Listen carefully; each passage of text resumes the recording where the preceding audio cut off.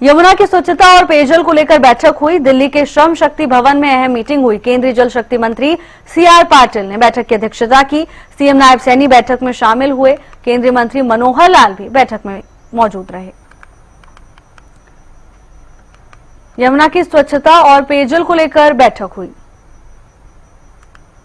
केंद्रीय मंत्री मनोहर लाल भी बैठक का हिस्सा रहे। मुख्यमंत्री नायब सिंह सैनी बैठक में शामिल हुए। यमुना की स्वच्छता और पेयजल को लेकर बैठक के दौरान चर्चा हुई। दिल्ली के श्रम शक्ति भवन में ये बेहद महत्वपूर्ण मीटिंग हुई है। केंद्रीय जल शक्ति मंत्री सीआर पाटिल बैठक में शामिल हुए। उनकी अध्यक्षता में ये बैठक हुई। और इसी खबर पर ज्यादा जानकारी के साथ हमारी संवाददाता अपराजिता श्री जुड़ चुकी हैं। अपराजिता, बैठक हुई, उसके बाद क्या कुछ जानकारी सामने आई है, क्या चर्चा हुई बैठक के दौरान? बिल्कुल देखिए, महत्वपूर्ण बैठक राजधानी दिल्ली में हुई है कि किस प्रकार से यमुना को स्वच्छ किया जाए। मुख्यमंत्री नायब सिंह सैनी इस बैठक में शामिल रहे। इसके अलावा केंद्रीय मंत्री मनोहर लाल भी बैठक में मौजूद थे। इस बैठक की अध्यक्षता जल शक्ति मंत्री सीआर पाटिल के द्वारा किया गया है श्रम शक्ति भवन में। क्या कुछ चीजें इस मीटिंग में रही, इसके बाद मुख्यमंत्री नायब सिंह सैनी के द्वारा प्रेस कॉन्फ्रेंस किया गया और तमाम जानकारी दी गई। सबसे पहले तो उनके द्वारा कहा गया कि किस तरीके से नमामि गंगे की अगर बात की जाए तो उसी तरीके से अब यमुना को भी स्वच्छ और निर्मल बनाना है।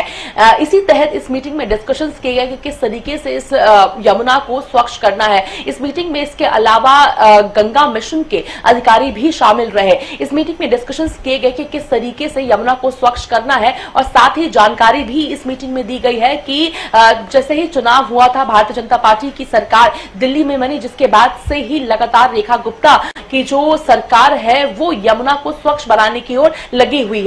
तो कई टन के आसपास जो सीवेज है, कचरा है, वो यमुना से निकाला गया। इस बात की जो सूचना है इस मीटिंग में बताई गई। इसके अलावा अगर बात की जाए तो 5 सालों में जिस प्रकार से 44 यानी 44 के आसपास जो सीवेज ट्रीटमेंट प्लांट लगाए गए हैं, यानी जो भी नाले से गंदा पानी यमुना में छोड़ा जाता है उसे पहले उसे ट्रीट किया जाता है। उन चीजों को लेकर जानकारी दी गई है कि किस तरीके से ट्रीट करने के बाद ही यमुना में भेजा जाता है। इसके अलावा इंडस्ट्रियल जो वेस्ट है उसे ट्रीट करने के बाद ही यमुना में भेजा जाए। इन तमाम बातों को इस मीटिंग में रखा गया है। इसके साथ साथ ये भी जानकारी दी गई है कि आने वाले समय में किस प्रकार से यमुना में बिल्कुल ही स्वच्छ पानी यानी नाले से, इंडस्ट्रियल वेस्ट से स्वच्छ पानी यमुना तक पहुंचे। इन चीजों को लेकर भी डिस्कशंस किए गए हैं। इसके अलावा दिल्ली में जो काम चल रहे हैं यमुना को स्वच्छ बनाने के, इनकी भी जानकारी दी है। इसके साथ साथ ये भी बताया गया कि किस प्रकार से पल्ला से जो पानी आता है दिल्ली में वो स्वच्छ होता है। फरीदाबाद में जो पानी पहुंच रहा है वो स्वच्छ है, मगर दिल्ली की अगर बात की जाए तो अरविंद केजरीवाल के समय में जो पानी स्वच्छ नहीं हो पाया था,